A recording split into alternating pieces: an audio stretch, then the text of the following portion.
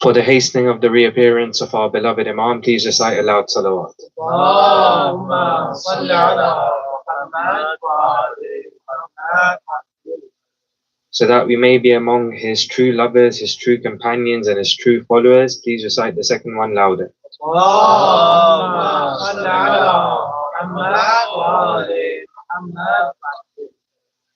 And as an invitation to the beloved Imam of our time and the Shuhada to this humble gathering of ours, please recite the third one the loudest. Allahumma salli ala Muhammad wa ali Muhammad.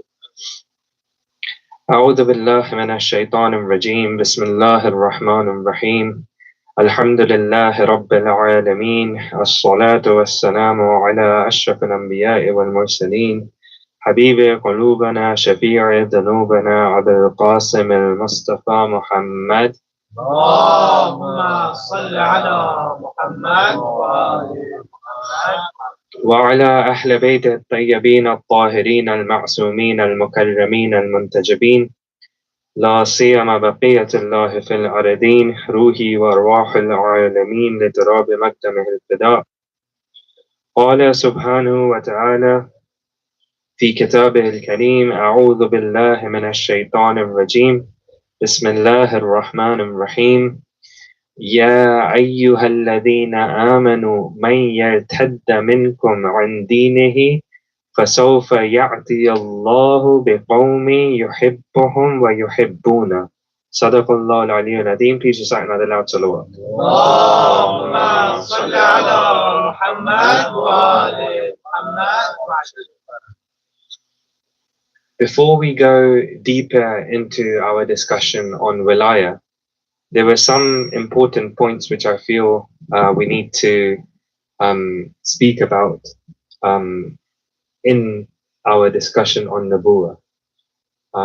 In some ways they are side points, but in other ways they are actually quite necessary in understanding the link between Nabuwa and wilaya. They also touch upon some doubts, especially some of the youngsters may have, and hopefully this will prove to be beneficial. Again, not just in the sense of getting rid of any theoretical doubts that may exist, but also seeing practically how those correct understandings and getting rid of those doubts actually helps in our day-to-day life. So we spoke about what responsibility the prophets had. We said they bring about substantial change. And that substantial change specifically was changing whatever is around them from the non-divine towards the divine. That was their objective. And we also said that this meant working on individuals, so turning individuals away from the non-divine towards the divine, so that eventually they can become the pillars upon which a divine society can be built. They become the pillars which act as those stilts that hold down this non-divine structure until they are able to get enough foundations in place for the structure to be turned divine. If you remember, we spoke about that example earlier. And we also mentioned yesterday that naturally, if they're going to bring about these changes which are substantial, there is going to be opposition. There's going to be opposition from people who we summarize as two groups. One, those who are the idols of that system, the ones who make it and benefit from it the most, and also those who may realize it to be unjust. However, they have found their way in that system and they don't want anything to change. Both of these groups tend to create an opposition towards the Prophet. That being said, Sayyid al-Qaid then mentions a broader categorization of those who oppose the Prophet. And when we say oppose the Prophet, we don't literally just mean everyone from our first Prophet until the final messenger, and that's it. It's a reference to these categories will oppose the prophetic message, whether it's being given and delivered by the Prophet or the Imams or the scholars or individuals, even mu'mineen, when they want to bring forth, when they want to present the prophetic message, they will also face opposition from these four categories. Some of these we have touched upon, so I won't dwell on them too long. Some of them we haven't. The first are the despotic rulers, the actual Taghut, the ones who hold the power. We mention that these kings and tyrants, naturally, as soon as the slogan of La ilaha illallah is mentioned, when very frankly and directly authority is being taken away and negated from them and being given to Allah, they're going to be opposed to this, naturally. We see examples of this throughout the stories of the prophets. I'll mention one verse which summarizes what all of the prophets had to go through. So Surah An-Nisa, verse number 76. For those of you taking notes, Surah An-Nisa, verse number 76. الذين آمنوا يقاتلون في سبيل الله والذين كفروا يقاتلون في سبيل الطاغوت. So those who have faith fight in the way of Allah, and those who are faithless fight in the way of the Taghut. Right? Very clearly, two fronts are being created. One front is headed by Allah, the other front is headed by the Taghut. Right? So that level of the Taghut is a reference to those who held the power. The verse continues, although it's not a part of our discussion, but it's an interesting verse. فَقَاتِلُوا أَوْلِيَاءَ الشَّيْطَانِ إِنَّ كَيْدَ الشَّيْطَانِ كَانَ ضَعِيفًا. So fight the friends of Shaitan. Who is Shaitan being equated to in this verse? The Taghut. So fight the friends of Shaitan. Indeed, the strategies of Shaitan are always weak, are always flimsy. The second group, the second category, are leaders of the non-divine faiths. So on one side, you have the ones who hold the power, and on the other side, you have the ones who are in charge of the ideologies, the narratives of the people. That's what they are experts of. They're not experts of governing. They are experts of creating and propagating narratives. Now, when we say leaders of non-divine faith, straight away, we think of rabbis, we think of priests, we think of imams who belong to a different sect.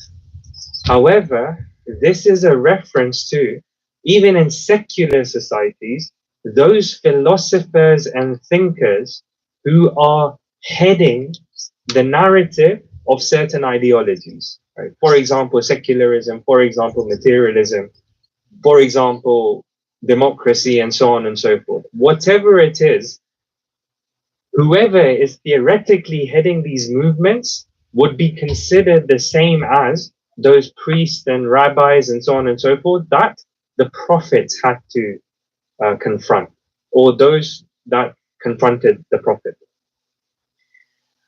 At the time of Prophet Isa, you see that his jihad was again the same, trying to take down this non-divine society that had developed around him and turn it into a divine society. When it comes to the first group of people who occupied that place, the Romans, the Roman Empire, the governance, that was in the hands of the Romans. And you see how they opposed him. Now, naturally, he wasn't going and building an army to fight against the Romans.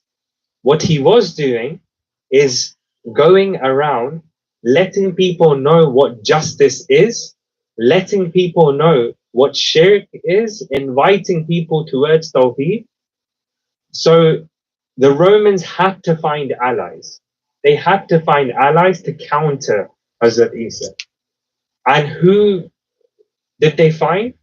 They found the rabbis of that time, who also were feeling the threat of a person coming and letting the people know whatever these religions have said before, this is correct, this is wrong, and this is the truth. Naturally, you can understand how they felt that their markets were about to be closed.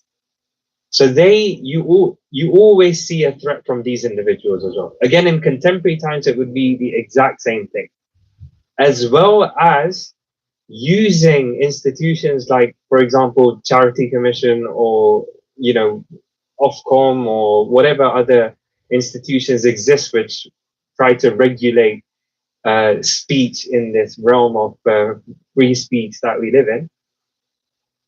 They don't present the opposite narrative. That's not their job. They are the arm of that first group, right? They're the arm of those who have power, right? But when it comes to the media, when it comes to those people who may not be good at speaking, but they're doing all the research in the back, they're the professors who are giving the talking points to those individuals who are then at the front of the media and stuff. Those individuals is what we're talking about. And these contemporary times, it would be those. Of course, when it comes to religious discourse, I would say, that also exists. There are plenty of rabbis, there are plenty of priests, there are plenty of imams, there are plenty of maulanas who have an issue with Tawheed being presented in the manner that we have spoken of. What's worrying is I'm hoping you guys saw that the manner we spoke about Tawheed was the manner that the Quran speaks about Tawheed. But why is it an issue? Because it's highlighting that Tawheed is not complete without the negation of the non-divine. And that is uncomfortable, because all of a sudden that means there's a responsibility. And we'll speak a bit more about that responsibility today as well. But this is not just a reference to non-Shia scholars. This is not just a reference to non-Islamic scholars. It's not just a reference to the religious scholars of different religions. It's whoever heads ideologies which are now under threat. Why? Because there is someone propagating the prophetic mission, which is worship Allah. He is the one who is worthy of worship. Do not worship anyone else. First group that opposes them, those in power. Second group that opposes them, these leaders of the non-divine ideologies. A good example of this, and they have to be dealt with intellectually as well, right? We need to understand, for this category of people, you have to deal with them through the intellect. If they are presenting a theory, you show the flaws that exist in this theory and the counter-offensive. You present, look, this is what we have, right? And of course, you don't wait for them to present their theories first either. Show to the world what Islam actually means. Now is such a good time to show to the world what the love of the Ahlul Bayt actually means.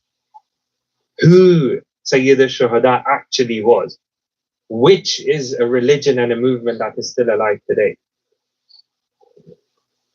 You all know the story of Hazrat Ibrahim, so I'm not going to go into the detail. But look at how he dealt with both those in charge and the intellectual class.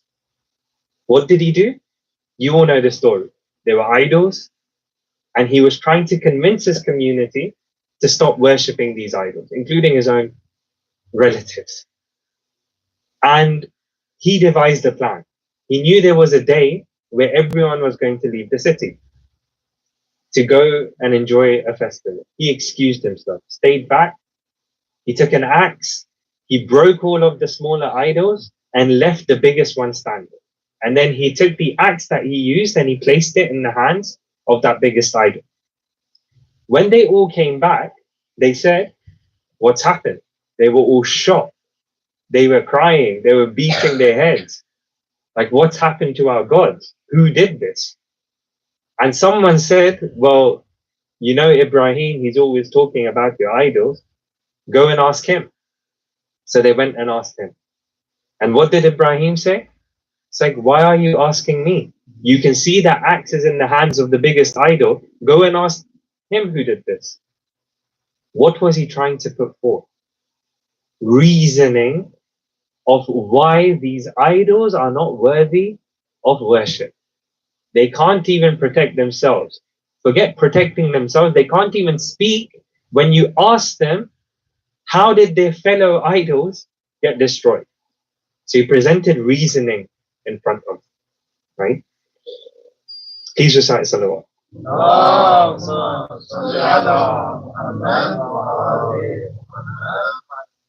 Now, what's interesting is in that story, when the heads of the intellectual movement of the idol worshippers could not answer this, what did they do?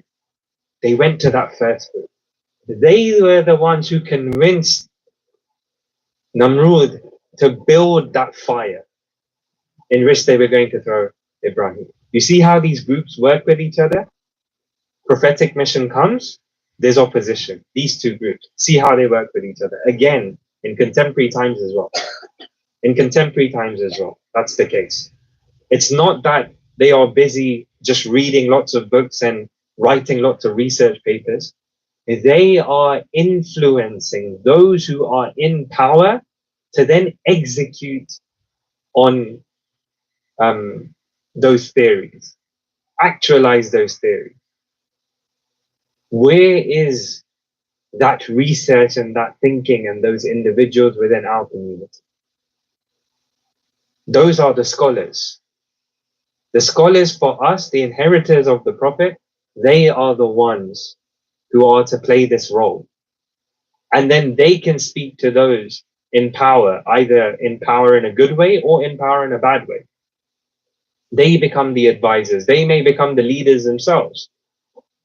But they have to influence those individuals so that they get closer and closer to the divine. As opposed to, I'm sorry I keep bringing everything back to this, as opposed to normalizing relationships with those oppressive first class, which makes them think what they're doing is okay. Not only that, it makes the communities think that that is also okay. But we will delve into that more when we begin our discussion on Basira. There's a letter that our beloved fourth Imam, Imam Zain al-Abidin alayhi salam,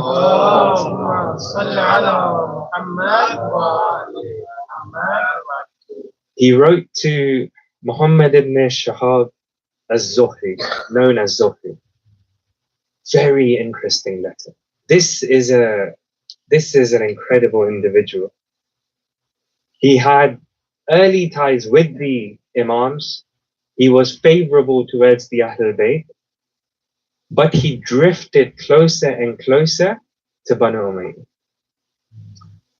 And his selective transmission and recording of ahadith showed how far he had gone away from the Ahlul Bayt.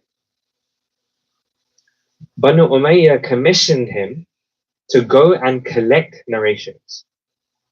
Now, when Banu Umayyah commissions you to do something, when the Taghut presents to you with a project, right, you have to understand that they did not think one day, Banu Umayyah didn't have a meeting one day and think, okay, how can we benefit Islam today, right? I know how, we're going to collect the narration. We know that didn't happen. They've proven it. Their track record shows they have no interest in Islam. Let me change my words. They have an interest in Islam. What's that interest? How can Islam serve us? How can Islam serve us? We're going to commission this individual to collect narrations. Again, a side note. There are projects that happen in our communities that are commissioned by the Tawhid. In the apparent, they look so harmless. So harmless. You would think, I mean, the collection of narrations, why is that harmless? But which narrations ended up being collected? Those that favored Banu Umayyah and said nothing about the Ahlul Bayt. It's the collection of narrations. Dare anyone to stand up against that? They'll be like, oh, you want to stop the collection of narrations? A few years ago in the UK, we had this project started, not by us. I don't mind these projects being started by us. But when they are from the top down, you've all heard of the big iftar, right? It may even happen over here, I'm not sure. The big iftar was the government saying, look, for our society in which there's so many Muslims and you have this beautiful month of Ramadan, it would be so nice if you open up your doors in iftar to the wider community. Invite the local priests, invite some rabbis, invite the local MP and others, and they can come in and they can have iftar with you, and you can, and also you can decide who the speakers are. You can decide what's going to be spoken of over there. The only thing we ask of you is call it the big iftar. That's it. Subhanallah. Majority of us were like, this is a divine government. They're bringing forth a project for iftar. As if one day they sat down, I think at that time was David Cameron. He sat down with his buddies and said, okay, today, how can we benefit Islam in Nabi Muhammadi? Let's think of a project to help the Muslims. And they came up with this. It seems harmless, right? There were two harms that came out of it, which we still have not come out of till today. Number one, there were issues going on at that time in Palestine, in Bahrain, and there were other issues in the Muslim world as well. The Prime Minister gives his end of the month of Ramadan speech, in which he says what? We wish happy Eid to all of the Muslims, or Eid Mubarak in his English accent. And he says, there's a lot of problems and stuff happening in the Islamic Ummah, in the Islamic countries and stuff. However, luckily in Britain, Muslims got a chance to enjoy time with their friends, with their families, with their communities. And they had a beautiful project, the Big Iftar, throughout the holy month of Ramadan, in which numerous centers they opened up. Hang on a second. All he asked you to do was call it the Big Iftar. Why? Just in that one statement, what has he done? There's Muslims over there, and look at these nice Muslims over here. These things we really, really need to be careful of. I think every center should have a program, should have days in which they open up their centers to the wider community, they invite people. I think that's a brilliant idea.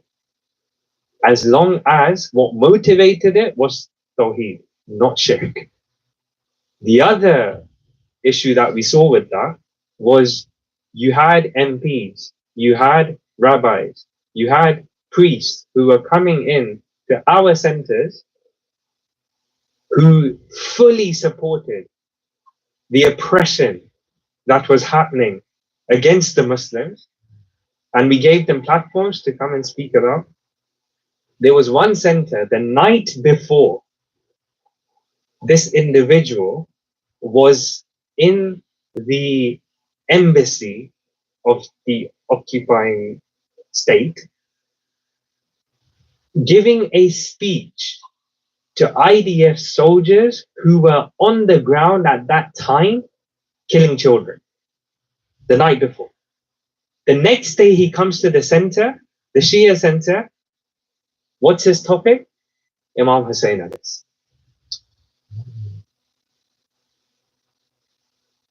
We have to be so unbelievably careful. And it's unfortunately individuals like Zuhri that open these doors. Slowly, you left the, oh, I'm not doing anything wrong, I'm just collecting narrations. Well, what narrations do you think that Banu Umayyah would put a stamp on?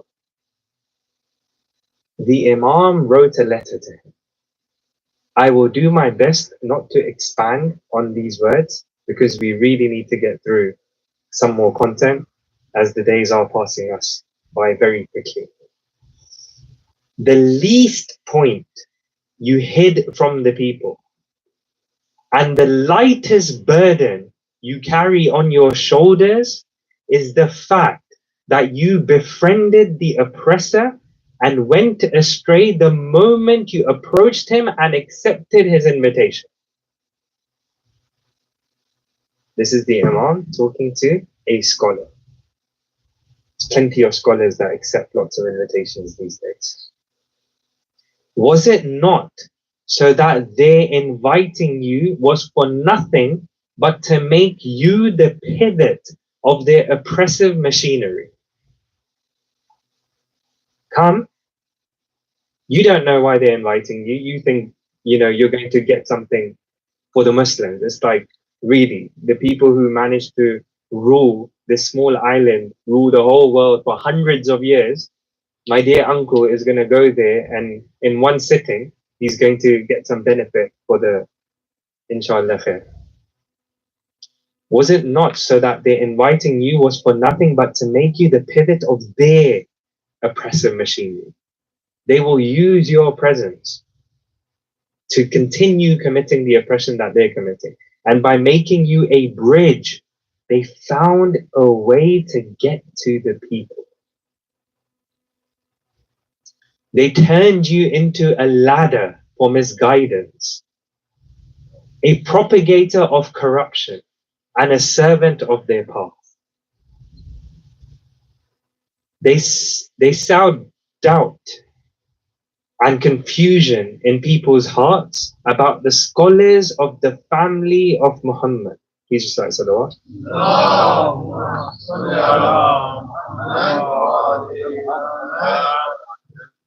And by means of you, they captured the hearts of the ignorant. You gave them the door to come in. And in return for all this flattering service, how little they gave you compared to what they took from you. Subhanallah. The amount of times I've heard, we need to do this. Why? Because we'll get something for our community on this. The only thing I can see is, since you've been there, what's happened? Massacre of tens of thousands of Muslims. The enforcement of irreligious studies in our schools. Can I blame that on you as well then? What have we gained? Oh, Ashura is now recognized as a religious day in their calendar. Thank you. Subhanallah, the best one I've heard is Alhamdulillah, now we can have Jama'ah prayers in the British Army.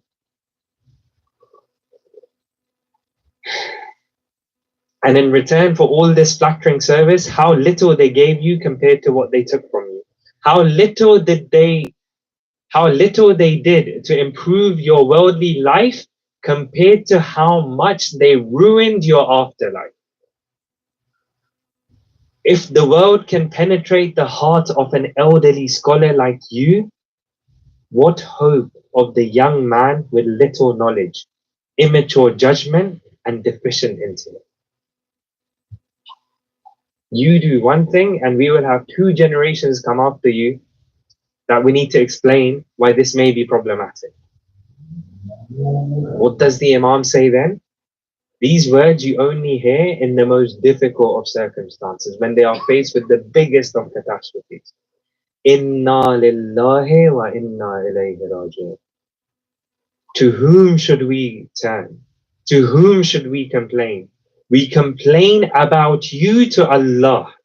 The harm we see from you, we entrust to Allah.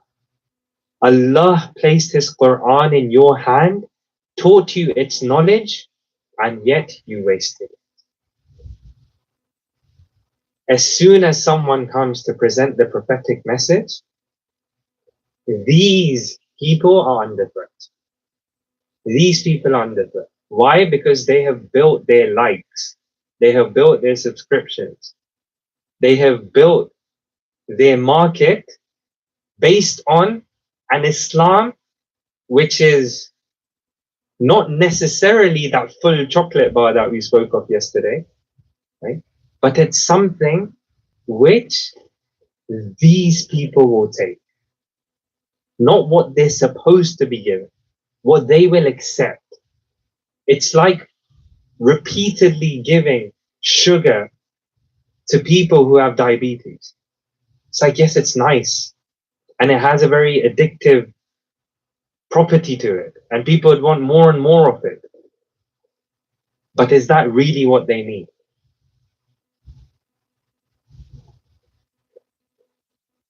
The third group, the wealth seekers, the ones who have the money.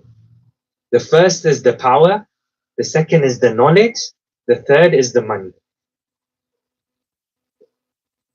The Prophet comes and says, there's going to be no class system. How does he say this? If you have money you don't need, you should be spending it on those who don't have. Simple principle. As soon as you do that, there is no elite class.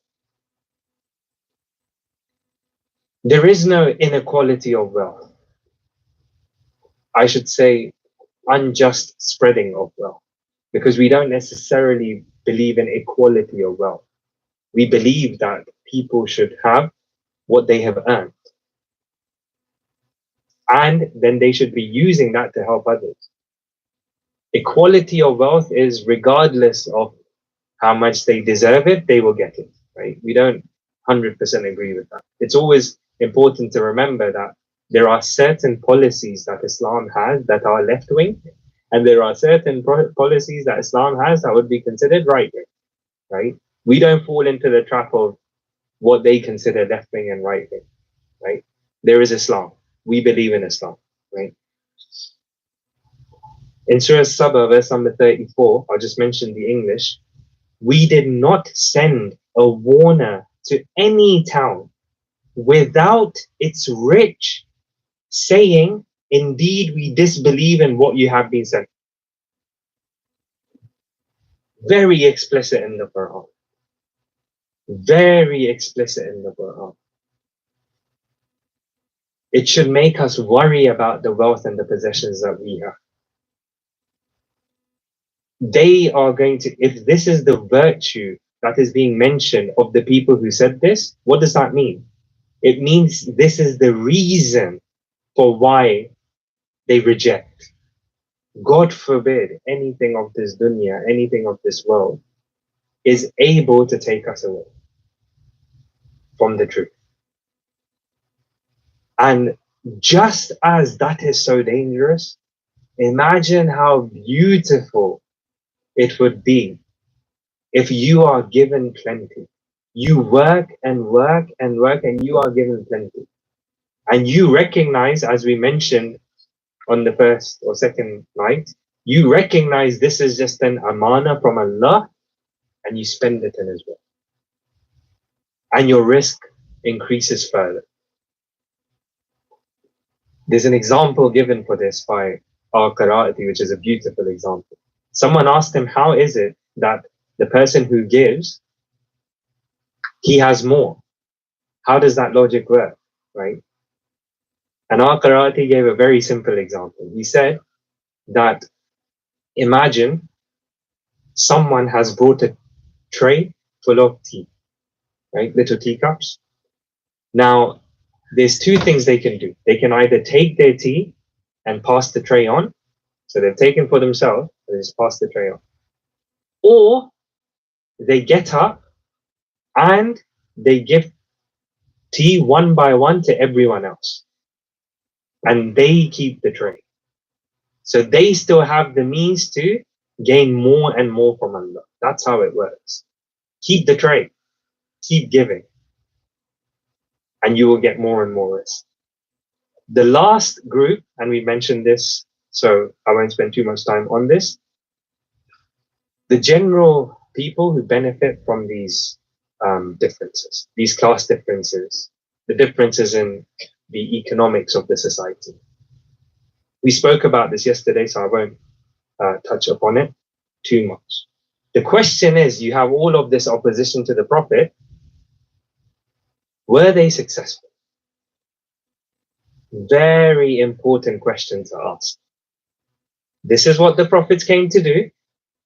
Substantial change, turn a non-divine society into a divine society, work on individuals so societies can be changed. The question is, were they successful? Someone may say that, well, we look at the stories of the Prophet and one is shaheed, one is imprisoned, one is brutally killed. So were they successful or not? It's a pretty valid question to ask. It's also an important question to ask because Shaitan wants you to think you are not winning. He wants you to feel hopeless. It's one of the tools that he has. It's one of the tools that he has. Sayyid al-Qaid says you can answer this question in two ways. You can ask whether the individual prophets in their lives were successful or not, and you can ask, was prophethood successful or not? This caravan, from the first prophet all the way to the last, and then all of the imams, our beloved imam at the moment and his representatives and the scholars and so on and so forth, right? The whole caravan. You can look at their progress and you can look at what the prophets themselves did. We believe that the prophets and the Ma'asumeen, they can never fail. They can never fail. What is the yardstick of success in the eyes of Allah? We'll go into this deeper on other nights. What's the yardstick of success? Do you do your duty or not? That's it. The apparent victory, the apparent loss is not in your hands. Allah wants to see whether or not you do your duty or not. That is what matters. There are times when the faithful have completely done their duty and they have not achieved apparent victory. And there are times when the faithful have not done their duty and you see apparent victory. It's like they say one of the worst punishments from Allah is when you sin and He does nothing. In the apparent, what is it? It's this victory for you. You gain this from the sin that you committed. But in reality, what has happened? The reason why Allah is not doing anything is because He does not want you to come back to Him anymore. If He punishes you, what will happen? You will realize that I've made a mistake. And you'll turn around. Think of how huge of a punishment that is. That He makes you think you don't have to do anything, or nothing has gone wrong. You don't have to turn back to it. That's a very dangerous place to be. But as Muslims, we don't look at these apparent losses and victories and from that decide haqq or batil. We know that, Karbala is such a beautiful example of this. Apparent losses and victories do not mean haqq and batil. Otherwise, what is Karbala? No one can say that Karbala was a loss. No one can say that Karbala was a loss. Look at the world right now. So if you look at the caravan as a whole, what do you see? you see that as the prophets came and went, humanity grew. They kept developing. They kept moving forward. What we say is what the awliya of Allah did, what the representatives of Allah did in every time was the best thing they could have done in that situation to move humanity forward. It was the best thing that they could have done, even if they were killed as a result, even if they died as a result. The example used is a child going through school. A child goes through the first class, and then he goes into the second class, but with a different teacher. Does that mean his progress has stopped? Even if the first teacher passed away, does that mean this child is no longer progressing? No, the second teacher takes on responsibility, and this child keeps on progressing. The same way humanity, you see, kept on progressing, where they were able to take on more and more purer forms of Tawheed. And as humanity progressed after the final messenger, with all of the Imams, a small example of this is if you look at the ziyarat of the initial Imams, you see the level of ma'rifah in the people. What does it say? I bear witness that you establish prayers. I bear witness that you did Amr and Nahi. If you look at the ziyarat that came, which are more reliable as well, by the way, but the ziyarat that came from the later Imams, you see how much the thought of the Shias has developed. Why? Before it was what? I bear witness that you did Amr bil Ma'ruf and Nahi anil Munkar. What do these later ziyarat say? I bear witness, whatever you do is Ma'ruf, whatever you do not do is Munkar. See the difference in thought, the ma'rifah they developed of the Imam. You see this developing. Right now, we're living at a time where humanity has developed to an extent that they can see now no other philosophy, no other theory is working. We have tried everything. We need something else. You see this development throughout history. And it's taking us closer and closer to the return of the Imam of our time. But you see this development. Now, when you look at this development, again, I'm not talking about the apparent losses that, okay, you have this war going on, you have this genocide going on, and so on and so forth. I'm saying even with that genocide, what happened? The faith of people grew. Think about how much humanity has progressed, that rather than these tragedies demoralizing us, what did they do? They grew our faith even further. Not just us, those who are suffering themselves very directly. That child who has had his mother, father, uncle, auntie, siblings, everyone crushed under the rubbles of those buildings, even they are calling out to Allah in a manner that they never were before. A child. Rather than posing the question, over here, I remember when I used to be younger, some of you may know I play a lot of cricket. One match goes without me getting a wicket, and I would start questioning Allah. I prayed, I made dua, where's my wicket? Look at how much those children have developed through those apparent losses, through those apparent difficulties and hardships. We don't go by the apparent.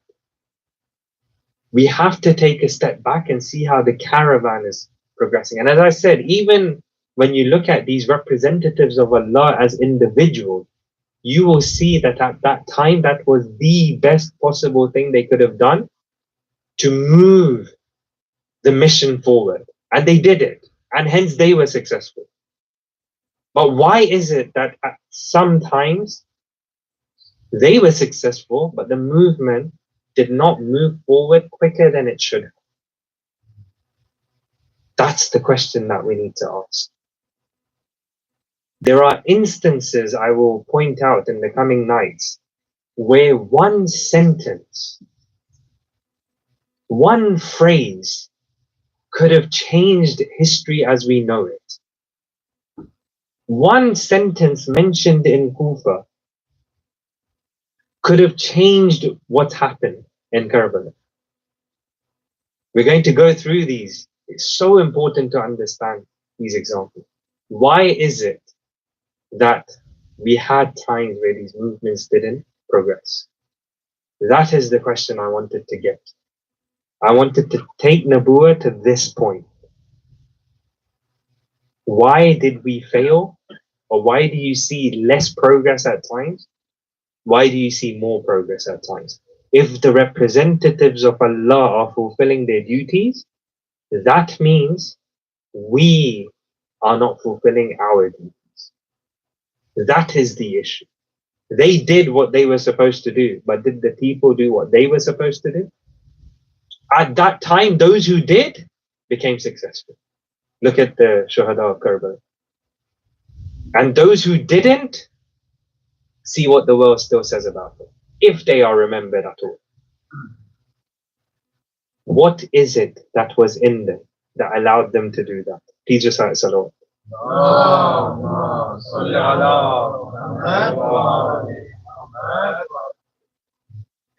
For the love of our dear beloved Imam of our time, please recite another Salawat.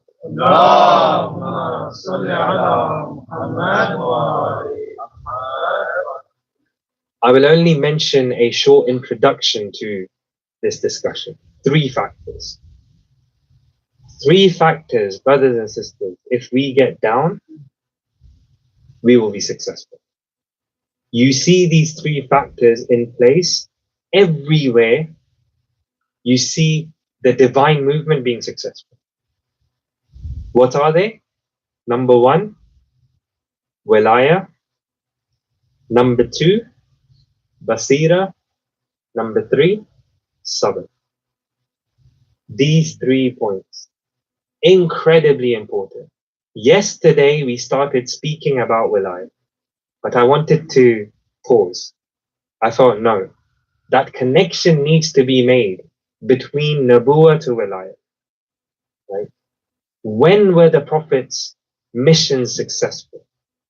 When the people displayed that attachment with the representatives. When people displayed that attachment with one another, where they had the basira to understand who the friends are, who the enemies are. How should you be dealing with this level of friend? How should you be dealing with this level of enemy? That is basira. When they displayed basira and sabr, one of the most misunderstood terms of the Quran. When they showed sabr, not sabr in the tolerate sense. You can hit me as many times as you want. Watch how much pain tolerance I have. That is what we've reduced sabr to. Sabr is the ability to remain steadfast in your movement regardless of what is thrown at you. That is what sabr is. But again, we need to go through that in a lot more detail. You will have heard the famous sermon of Amir al-Mu'mineen, sermon number 173 from Nahj al-Balagha, where this point is made. So this is at a time where Amir al-Mu'mineen has to do tabeen, clarification to the people, because he sees that they're slipping away. What does he say? وَلَا يَحْمِلُ هَذَا الْعَلَمَ إِلَّا أَهْلُ الْبَصَرِ وَالصَّبْرِ. And this banner will only be held by him who is a man of basira and sabr. Makes it very clear. And then it continues, وَالْعِلْمِ بِمَوَاضِعِ وَالْعِلْمِ بِمَوَاضِعِ الْحَقِّ, and those who have knowledge of the correct position, again, going towards basira, therefore, you should go ahead with what you are ordered and desist from what you are refrained. Wilaya. Wilaya. That is wilaya. That last sentence, when the wali says do, you do. When he says don't, you don't. In these couple of sentences, Amir al-Mu'mineen has mentioned, how can you keep this flag of Islam lofty? You need to have basira. You need to have sabr, and your relationship with the wali has to be like this. Has to be like this.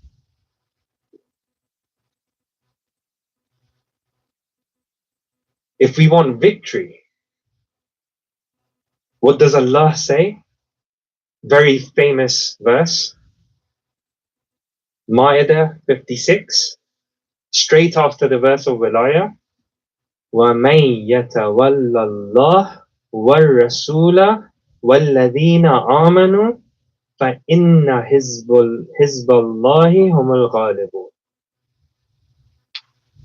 Whoever takes for his wali Allah, his messenger, and the faithful, the confederates or the party of Allah are indeed the victorious. Without this wilaya, victory cannot happen. Impossible. Impossible. We need to understand. That's why I had to stop, go back, and re-emphasize the importance of what this wilaya is. If we want to be successful, if we want to continue holding the flag. In Surah Ma'idah, there is a verse which we will explore in great depth. Verse number 54. What did we just recite? Verse number 56, which is after the verse of Wilad. This verse is the verse just before the verse of Wilad. Incredibly important verse. يا أيها الذين آمنوا من يرتد منكم عن دينه فسوف يأتي الله بقوم يحبهم ويحبونه. O you who have faith, should any of you desert his religion. We'll go into this in detail, but you'll see previous verses before who this is referring to. This isn't referring to Muslims who became kafir. This is referring to Muslims who no longer had the capacity to carry the flag, who let go of the wilaya of Allah and the Prophet. Should any of you desert his religion, what will Allah do? He will replace you with people of these virtues.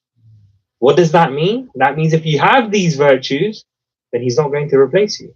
You'll be among those who hold the flag. What are those virtues? Allah will soon bring a people whom he loves and who love him. Wilaya.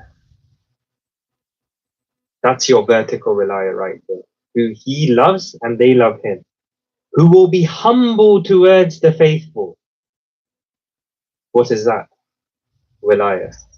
The wilaya that has to exist between the mu'mineen.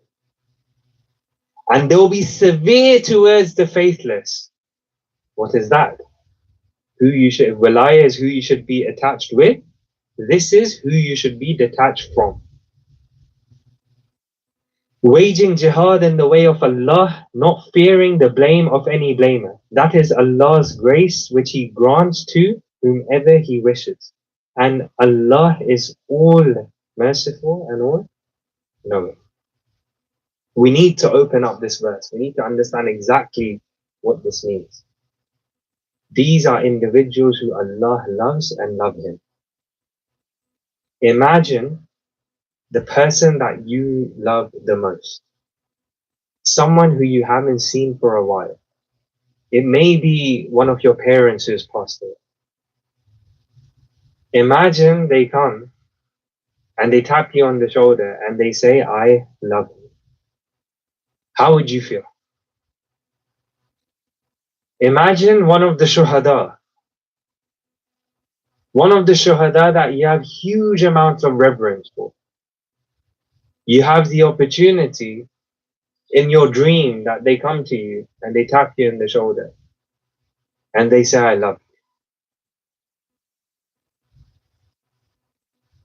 you. Imagine the Imam of the time.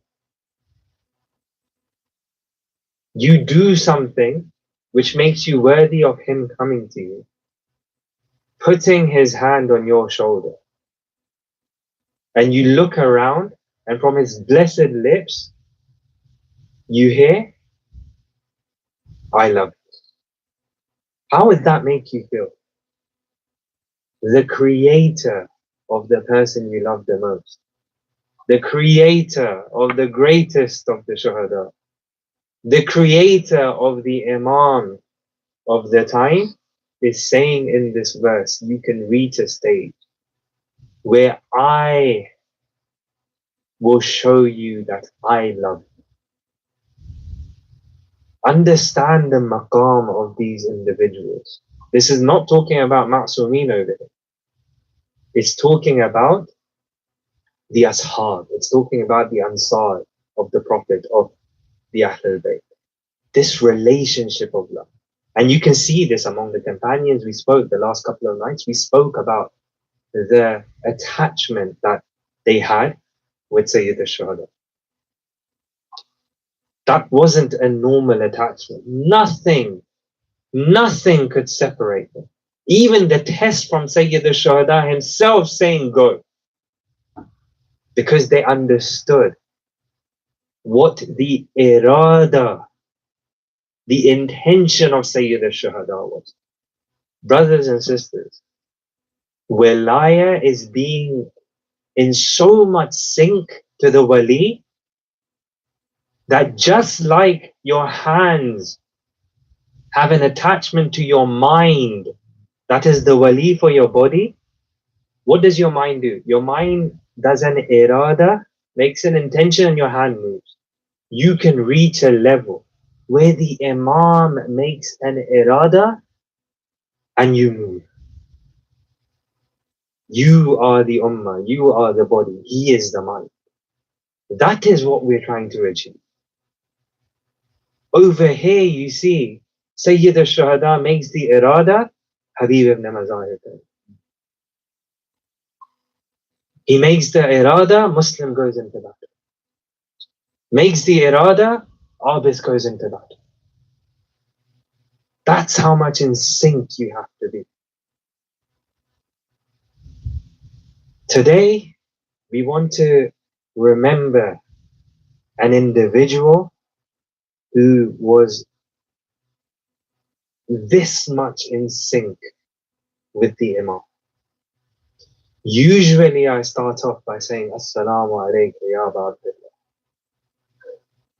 Today, we want to start off by sending salams to our dear beloved ladies. Tonight is her night. Assalamu alaikum ya Zainab, al-Masa'ib, the mother of the calamities, Zainab al-Kubra. We will never understand this attachment that she had with her brother. We will never understand.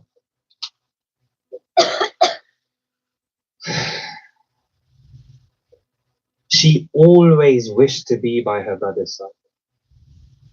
She always wanted to gaze upon the face of her brother. Lady Zahra noticed this attachment they had with one another when they were children. And she was astonished. Wherever Hussein would go, Zainab would follow. And not just follow, Zainab would want to see the face of Hussein. And Lady Zahra went to her father and told him about this extraordinary love that she can see. She said that if Zainab does not smell the fragrance of Hussein for an hour, she can't stay asleep. Upon hearing these words, the Prophet started to cry. He let out a sigh from his chest and he turned to Lady Zahra and said, "O light of my eyes, this daughter will accompany Hussein to Karbala. She will share in the sorrows and hardships of Hussein." अगर मोहब्बत को समझें, अगर विलायत को समझें, ये रिश्ते को देखें, ऐसा लगता है कि मदीने से करबला तक सिवाय हुसैन के कुछ नजर ही नहीं आता बीबी ज़ैनब को। बचपने की आदत है। अल्लामा जज़ायरी कहते हैं कि ज़ैनब की कोई नमाज नहीं होती थी इससे पहले कि वो अपने भाई की ज़ियारत न करे। ऐसा रिश्ता। आशूरे के दिन ज़ैनब ने अपनी जिंदगी की मेहनत को अपने भाई के लिए कुर्बान कर दी, साबित करा कि ये मोहब्बत जो है इसकी कोई हद नहीं। क्या करे ज़ैनब? बीवी ने भी अपनी माँ से सीखा है कि वली के लिए कैसे अपनी जान को कुर्बान देते। बहुत मसाइब देखे बीबी ज़ैनब से। उम्मुल मसाइब करबला की वजह से नहीं, उधर मदीने में भी थे। सारे मसाइब देखे, सोचें क्या क्या सीखा होगा उन मसाइब से। उन्होंने सीखा होगा कि चाहे घर को जला क्यों नहीं दें, दरवाजे के पीछे से नहीं हटे। उन्होंने सीखा होगा कि अपने वली के लिए मोहसिन को भी कुर्बान करना पड़ेगा।